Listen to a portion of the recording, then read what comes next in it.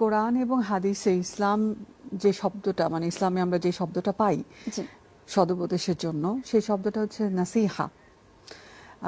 কোরআন এবং হাদিসে সদুপদেশের কথা বর্ণনা করতে গিয়ে নাসিহা শব্দটি এসেছে এবং কখনো কখনো অবশ্য নাসিহার বদলে ওয়াসিয়া বা ওয়াসিয়াত করার এই শব্দটিও এসেছে।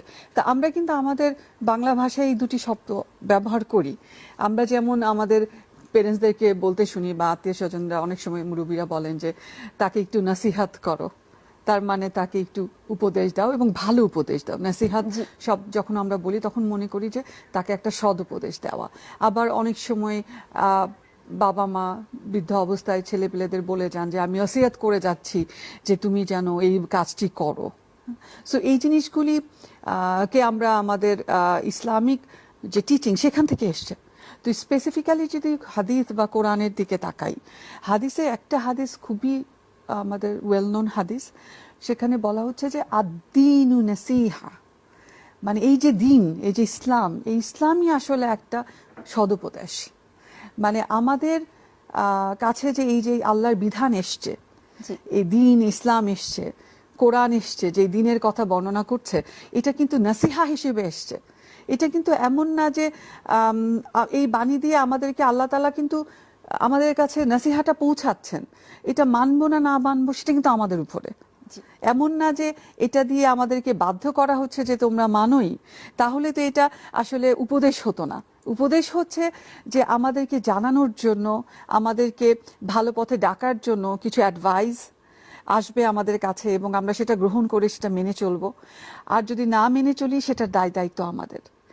তো আল্লাহ তাআলা এই দিন যে আমাদের কাছে পাঠিয়েছেন সেটাও একটা সৎ উপদেশ দিয়ে হিসেবে পাঠিয়েছেন।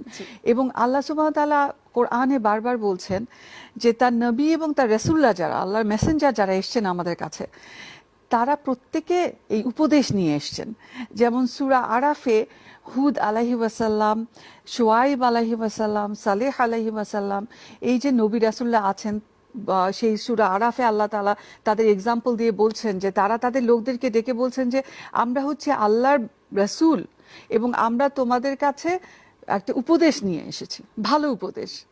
এখন তোমাদের উপরে এখন সেটা যে তোমরা এটা মানবে কি না মানবে। সো কোরআনে এবং হাদিসে আমরা দেখতে পাচ্ছি যে উপদেশ এবং সদুপদেশের বিষয়টি খুব গুরুত্ব সহকারে এসছে। এখন কথা হচ্ছে যে মুসলমান হিসেবে এই সদুপদেশের ব্যাপারটা বা এই নাসিহার ব্যাপারটা আমরা কিভাবে দেখব। আল্লাহ রাসূল বলেছেন যে অনেক জাতি আছে যারা নসিহা দেওয়া বন্ধ করে দেওয়ার কারণে ধ্বংসপ্রাপ্ত হয়েছে।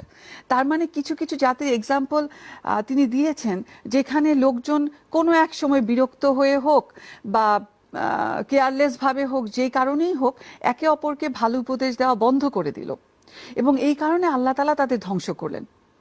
এবং হাদিস থেকে আমরা বুঝতে পারি যে এই যে উপদেশ দেওয়া একটা মুসলিম কমিউনিটি বা মুসলমানদের জন্য ইটস অ্যান অব্লিগেশন, এটা করতেই হবে তাদেরকে। এবং কোরআনে সূরা আল ইমরানে আল্লাহ তাআলা বলছেন যে তোমাদের মাঝে একদল লোক থাকতেই হবে যারা ভালো কাজের দিকে ডাকবে এবং মন্দ কাজ থেকে দূরে রাখবে। এটাও কিন্তু আহ্বান বা অ্যাডভাইসের বিষয়। কারণ কোনো মুসলিম কমিউনিটিতে যদি এই দল লোক না থাকে, এমন যদি মুসলিম কমিউনিটি হয় যেখানে অনাচার হচ্ছে, অত্যাচার হচ্ছে, খারাপ কাজ হচ্ছে, কিন্তু একদল লোক উঠে এসে আহ্বান করছে না ভালো কাজের দিকে এবং বিরত রাখার জন্য বলছে না, নসিহা করছে না, সিনিয়ররা বলছে না যে এটা খারাপ, জুনিয়ররা বলছে না যে আমরা এই ধরনের কাজের বিরুদ্ধে প্রতিবাদ করছি এবং এটা খারাপ কাজ, এই যে নসিহা বা এই যে আহ্বানের ব্যাপারটা যদি না থাকে, সেই কমিউনিটি কিন্তু মুসলিম কমিউনিটি না। এটা বুঝতে হবে। মুসলিম কমিউনিটি শুধু নামাজ পড়বে, রোজা করবে, হাজ জাকাত করবে, এর মধ্যে লিমিটেড না। একে অপরকে তারা ভালো কাজের নসিহা দিবে এবং মন্দ কাজ থেকে দূরে থাকার নসিহা করবে। এবং সূরা আসরে যেটা খুব সুন্দর করে এসছে যে ওয়াল আসরি ইন্নাল ইনসানা লাফি খুসর, নিশ্চয়ই সকলে ক্ষতিগ্রস্ত, ইল্লাল্লাযীনা আমানু ওয়া আমিলুস সলিহাতি ওয়া তাওয়াসাউ বিল হাক্কি ওয়া তাওয়াসাউ বিস সাবর, তারা ছাড়া যারা সৎ কাজ করেছে এবং যারা সত্যের দিকে ডেকেছে, আহ্বান করেছে, উপদেশ দিয়েছে এবং যারা সাবরের দিকে আহ্বান করেছে। তার মানে আমি যদি নসিহা করা এবং উপদেশ দেওয়া বন্ধ করে দেই, আমি কিন্তু ক্ষতিগ্রস্তদের অংশ, আমি ক্ষতিগ্রস্ত হয়ে গেলাম।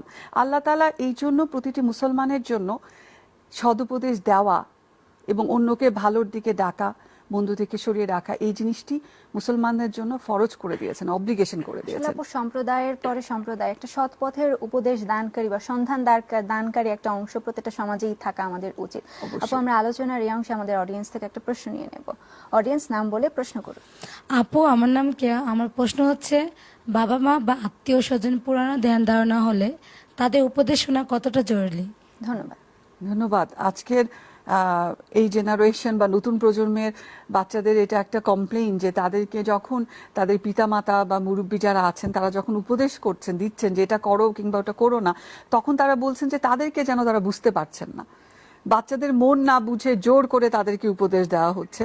এবং এখনকার যে নতুন জামানার যে নতুন টেকনোলজিক্যাল বলি বা নতুন অপরচুনিটিগুলি আসছে, দেখা যাচ্ছে আমাদের সিনিয়ররা বা আমরা হয়তো সেই ব্যাপারে অ্যাওয়্যার না, এবং সেই জন্য এমন কিছু তাদেরকে অ্যাডভাইস করছি যেটা তারা মানে অ্যাপ্লিকেবল মনে করছে না বা তাদের কাছে গ্রহণযোগ্য মনে হচ্ছে না। তো এইটা একটা প্রশ্ন বটে। তবে এই ক্ষেত্রে আমি দুটো জিনিসের দিকে নজর রাখতে বলবো। প্রথমটি হচ্ছে কিছু কিছু অ্যাডভাইস আছে সেটা কালের সাথে জড়িত না, কিছু কিছু উপদেশ আছে সর্বকালে প্রযোজ্য।